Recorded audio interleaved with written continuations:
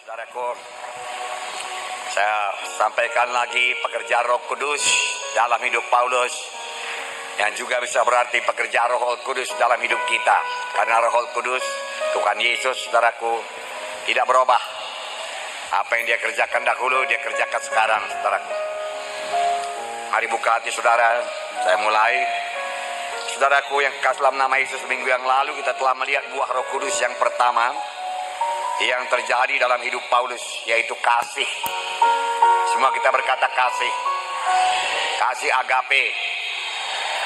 Ya, kasih yang dimiliki Paulus adalah kasih Tuhan atau kasih agape yang bukan buat mengasihi diri sendiri tetapi ditujukan kepada orang lain. Amin. Kita sudah melihat bagaimana Paulus memperhatikan kasih agape ini dengan mengasihi jiwa-jiwa yang terhilang. Paulus dalam hidupnya selalu memperhatikan orang lain yang belum mendengarkan Injil Tuhan dan memberi yang terbaik kepada orang tersebut.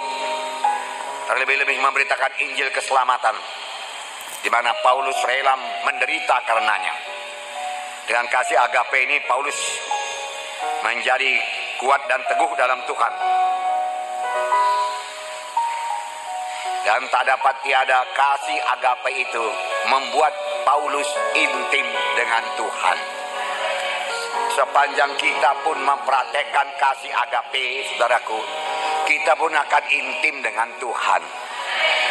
Kenapa bisa intim dengan Tuhan? Karena Allah itu kasih adanya. Dan kita ini diberikan Tuhan, dikaruniakan Tuhan, saudaraku, buah Roh Kudus yang pertama, kasih agape. Namun kasih agape harus diperhatikan. Pada waktu kita mempraktikkan kasih agape ini, menolong orang lain, memberkati orang lain, mengunjungi orang lain, membawa dia kebaktian, mengabarkan Injil, saudaraku, kita akan bertambah-tambah intim dengan Tuhan yang juga rindu mengabarkan Injil, yang mengasihi orang lain dan mau memberkati orang lain. Haleluya. Berarti Tuhan ada di pihak saudara. Dan kalau Tuhan di pihak saudara, siapakah lawan saudara? Maka saudara akan berkemenangan dalam dunia ini. Amin. Jadi berkat kasih agape ini luar biasa. Amin, saudara. Tidak heran Paulus intim dengan Tuhan dan selalu menerima pimpinan Roh Kudus dalam hidupnya. Roma 5:5 berkata, dan pengharapan tidak mengecewakan karena kasih Allah telah dicurahkan dalam hati kita oleh Roh Kudus yang telah dikaruniakan kepada kita. Roh Kudus dikaruniakan Tuhan kepada kita. Saudara sudah dibaptis dengan Roh Kudus. Saudara sudah dipenuhkan dengan Roh Kudus. Beserta dengan kepenuhan Roh Kudus itu, kasih Allah pun sudah dicurahkan dalam hati saudara. Tinggal saudara mempraktekannya saja lagi. Bertambah dipraktekkan, kasih itu bertambah berkembang. Bertambah dipendam secara bagi diri sendiri, kasih agape itu akan menciut, lama-lama hilang, dan kita menjadi orang yang egois, mementingkan diri sendiri saja. Jadi paling bagus saudaraku dipraktekkan pada orang lain.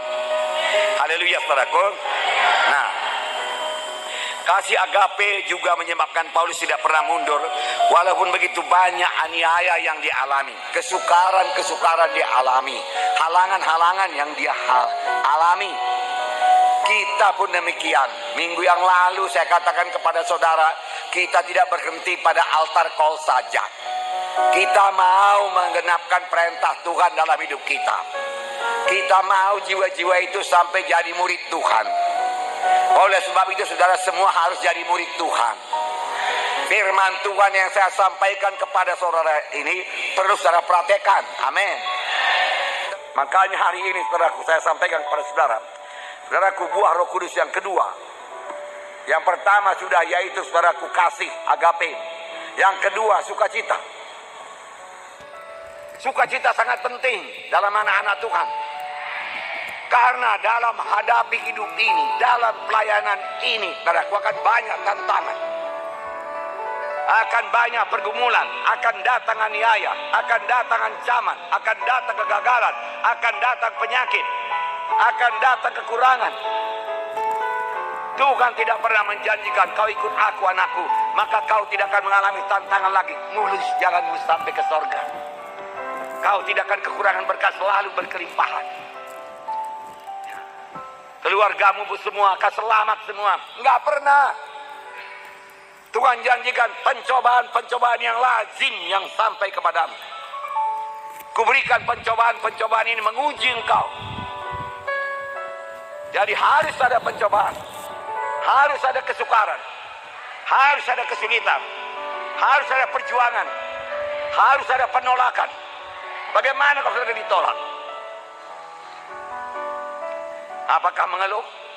Manusia yang menolak saudara boleh jadi kongsi saudara menolak saudara, atau mengejek saudara, atau membuat saudara tidak berhasil, atau menggelapkan uang saudara. Lalu saudara mengeluh sama Tuhan, aduh Tuhan, kau izinkan ini semua terjadi kepadaku. Aduh Tuhan, semana ini Tuhan. Tuhan, kau pun kurang setia kau Tuhan. Aku nggak mau lagi melayani engkau. Apa hubungannya? Apa hubungannya uang dengan hidup yang kekal? Melayani Tuhan itu hidup yang kekal. Uang hanya di dunia ini.